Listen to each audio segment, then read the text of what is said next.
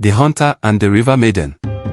In the time before time, when the earth was still young and the rivers whispered secrets to the wind, there was a land called Ngororo, a kingdom of towering baobab trees, golden savannas, and spirits older than the mountains. In this land, men hunted with honor, women sang to the gods, and the ancestors walked among the living, unseen but ever present. It is said that among the warriors and hunters of Ngororo, none was as skilled as Obadele, the son of the great hunter Keto. His name was known from the eastern hills to the western rivers, for he could track a gazelle through the thickest brush and strike a bird from the sky with an arrow loosed from his mighty bow. But his skill was not only of his hands, it was said that Obadele was marked by the spirits at birth. The village elders whispered that he was chosen by the gods, though none knew for what purpose. Yet for all his prowess, there was one rule that even Obadele dared not break. Do not set foot beyond the sacred river, O son of Keto, his mother, old and wise, warned him. For the waters belong to the spirits, and those who cross them invite the wrath of the unseen. But the heart of a hunter is restless, and the curiosity of a man is his undoing. One season, the land of Ngororo suffered a great drought. The rivers thinned, the herds scattered, and the hunters returned with empty hands. Obadele, seeing the hunger in the eyes of his people, swore an oath before the elders. I will not return without food, or I shall not return at all. With his bow, his spear, and the charm of his forefathers strung around his neck, he set out into the forest. For 7 days and 7 nights, he tracked the few beasts that remained, but the land had grown barren, and his traps remained empty. It was on the 7th night, beneath the light of a swollen moon, that he heard the call. A soft melody, like the wind playing through reeds, drifting through the trees. It was not the song of a bird nor the rustling of leaves, but a voice, sweet and haunting. It beckoned him forward, leading him through the ancient paths until he stood at the edge of the forbidden river. And there, bathed in moonlight, was the maiden of the river. Her skin shimmered like water at dawn, her hair as dark as the depths below. Eyes like the night sky stared at him, ancient and knowing. Around her, the river glowed faintly, as if the spirits themselves bowed before her presence. Who are you? Obadele whispered, unable to move. The maiden smiled, tilting her head. I am Ebo, daughter of the deep. Why have you come, hunter of the dry lands? Obadele knew he should run. He knew the stories of the river spirits, how they ensnared men, how they wove their fate into the fabric of the unseen world. But hunger was a cruel master, and the gods had been silent. I seek food for my people, he said. The land is dying, and the beasts have fled. Ebo studied him for a long moment before she reached down and scooped a handful of water, letting it spill through her fingers. Where the droplets touched the earth, green shoots sprang forth, unfurling into lush leaves. The gods do not starve their children without reason, she murmured. Tell me, hunter, what would you give for a land of plenty? Obadele's heart thundered. He had heard of such bargains, where spirits granted boons at a terrible cost. But his people, his mother, the children, the elders, they could not wither and die. A man does not drink palm wine without knowing its strength. But a man does not turn away rain when his throat is dry. He took a breath and stepped forward. What is your price, maiden of the river? Ebo smiled. A simple thing, Obadele. Stay with me beneath the waters for 3 days, and when you return, the land will bloom once more. 3 days. It was a small price for the salvation of his people. And so, the hunter swore an oath beneath the moon and took the maiden's hand. The river embraced him, pulling him into its depths. Obadele did not drown. Instead, he found himself in a world beneath the waves, a kingdom where fish swam like birds in the air, where coral towers gleamed with light stolen from the stars. Ebo led him through halls of crystal and gold, where spirits with flowing garments watched him with eyes older than time. They did not speak, but their gazes held knowledge that made his soul tremble. For 3 days, he wandered this world, tasting fruits sweeter than honey, drinking from cups that never emptied. And always, Ebo was at his side, speaking of things that no mortal should know, of the first dawn, of the birth of men, of the balance that held the world together. Yet as the 3rd night fell, he felt a change within himself. His limbs grew heavier, his breath slower. When he looked at his hands, he saw that his skin had taken on a faint shimmer, like the spirits who dwelt here. Ebo, he murmured, what have you done to me? The river maiden's face was unreadable. You have taken from the river, and the river has taken from you. Obadele's heart clenched. He had been a fool. The gods always demanded balance, no gift without cost, no power without sacrifice. Let me go, he pleaded. I must return to my people. Ebo touched his face gently. You will return, hunter. But know this, no man walks into the realm of spirits and lives unchanged. She pressed her lips to his forehead, and the world turned to darkness. When Obadele awoke, he was lying on the riverbank. The land around him had transformed, golden fields stretched beyond the horizon, trees heavy with fruit, rivers full and teeming with fish. The drought had ended. The people of Ngororo rejoiced, calling his name, singing praises to the gods. But Obadele did not celebrate. For when he walked among them, the children shrank away. The elders whispered behind their hands. And when he looked into the river's surface, he saw why. His eyes, once dark like the rich soil of his land, now glowed like the deep waters at night. His skin held an otherworldly sheen. He was no longer fully a man, he was something else. Something touched by the spirits. The land had been saved, but the hunter had lost himself. The years passed, and though Obadele remained among his people, he was never the same. His laughter became rare, his gaze distant. And when he spoke, his voice carried echoes of things only the gods should know. Some say he became a great chief, ruling with wisdom beyond mortal understanding. Others whispered that he returned to the river, where the maiden waited for him beneath the waves. But the elders tell a different tale.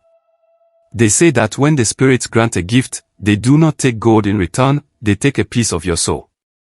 And so the people of Ngororo learned a lesson that has never been forgotten. A man may drink from the river of the gods, but he must be ready to carry its weight. Obadele lived, but he did not belong. The land of Ngororo flourished under his watchful eye. The fields yielded rich harvests, the rivers brimmed with fish, and the herds returned stronger than before. The people sang praises to the gods, calling it a blessing. But Obadele knew better. A man may drink from the river of the gods, but he must be ready to carry its weight. He was no longer merely a hunter, he was something more, something other. The villagers whispered of his strange glow, how his feet barely seemed to touch the earth, how his gaze pierced through a man as if reading his soul. The children dared not meet his eyes, and the elders would bow too deeply, their voices laced with caution. His mother, the wise woman, was the only one who did not fear him. But when she looked at him, sorrow lined her face. My son, you have returned, but you are not whole. Obadele did not answer. He could not. At night, when the village slept, he would walk to the river bank and listen to its murmuring. The water called to him in voices only he could hear. He did not dare step in. Not yet. He knew that his time among men was slipping away. Seasons passed, and though the people of Ngororo thrived, Obadele found no joy in the life he had saved. He no longer hunted, for the thrill of the chase had left him. The animals did not flee from him, nor did they challenge him. When he raised his bow, the prey would bow its head, offering itself as if he were no longer a mere man, but something divine. He refused to take a wife, though the most beautiful maidens were brought before him. What woman can lie beside a man who no longer walks in the world of mortals? He would murmur. He spent his nights alone, staring at the moonlit waters, hearing the whisper of the river maiden in his dreams. Ebo. And then, one evening, the god spoke. The sky darkened without warning. A sudden wind howled through the trees, carrying the scent of the river deep into the village. The flames of the evening fires flickered and died, leaving only a deep, unnatural silence. Then came the voice. It was neither man nor woman, neither old nor young. It was the voice of something eternal. Obadele, son of Keto, chosen of the spirits, the balance has been broken. A cold dread filled his chest. He stood alone in the dark, listening. The river gave, but it also took. And now, it calls for you. Return, or all that has been given shall be undone. Obadele clenched his fist. He knew what it meant. The land's prosperity had come at a cost. And now, that cost had to be paid. The next morning, the first signs of the God's warning appeared. The golden fields that had once flourished were suddenly barren, the leaves of the trees curling into themselves as if burned by an unseen fire. The river, once full and teeming with life, began to shrink, its waters pulling away as though retreating from the word of men. Then came the sickness. Children who had once run with laughter now lay weak in their mothers' arms. Warriors who had never known defeat collapsed before battle. Even the elders, who had seen the rise and fall of many seasons, could not stand without trembling. Obadele watched it all unfold, and his heart grew heavy. The people gathered before him, their eyes filled with fear. "You are touched by the spirits," the chief said. "You brought the blessing. Now tell us, why has it turned to a curse?" Obadele knew the truth. He had been given a gift, but he had refused the final call of the river. He had remained in a world that was no longer his. Now, the land suffered for his defiance. He looked at the people, his mother, the children, the hunters, the elders, and he knew there was only one choice. With a deep breath, he spoke. "I must return to the river." The night he left, the village was silent. No songs, no drums, only the crackling of the fire and the whispers of the wind. His mother stood at the edge of the village, waiting. "My son," she said softly. "Do you fear what lies ahead?" Obadele met her gaze. "A man does not fear the path he has chosen." She nodded, but her eyes shone with unshed tears. "Go, then, and find your peace." With nothing but his bow and the weight of his faith, Obadele walked toward the river. The land grew quieter with each step, as if the world itself held its breath. The trees loomed taller, their branches twisting into shapes that seemed almost alive. The stars above were brighter, their light reflecting off the rippling water. And there, standing upon the river's edge, waiting as she always had been, was Ebo. She was as beautiful as the night he had first seen her, perhaps more so. But there was something different about her now. Her expression was unreadable, her dark eyes filled with something ancient and sorrowful. "You have returned, Obadele," she said, her voice a song upon the wind. "The gods have called, and I have answered," he replied. Ebo stepped forward, reaching out a hand. "Then come, and all shall be as it was meant to be." Obadele hesitated. He looked back once, toward the village, toward the people he had fought to save. Would they remember him? Would they tell his story? Or would he fade into legend, another name whispered around the fire, another warning given to hunters who strayed too close to the river? His heart ached. But the choice had been made long ago. He turned back to Ebo and took her hand. The river rose around them, swirling, glowing, wrapping them in its embrace. The last thing Obadele saw before the world faded was the reflection of the stars upon the water.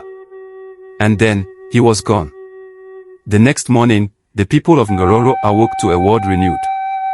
The land was fertile once more, the rivers full, the sickness lifted as if it had never been. The gods had been appeased. But Obadele was never seen again. Some say he became one with the river, a guardian spirit watching over the waters, ensuring that balance remained unbroken. Others say he walks the land in another form, waiting for the day when his name will be needed again. But the elders tell the truest tale. They say that if you stand by the river on the night of the full moon, when the waters shimmer like silver, you will hear a whisper on the wind, a voice both strong and sorrowful. And if you listen closely, you will hear his final lesson. A man may drink from the river of the gods, but he must be ready to carry its weight. Thus, the legend of Obadele, the hunter of the river, lives on. And the river, ever flowing, never forgets.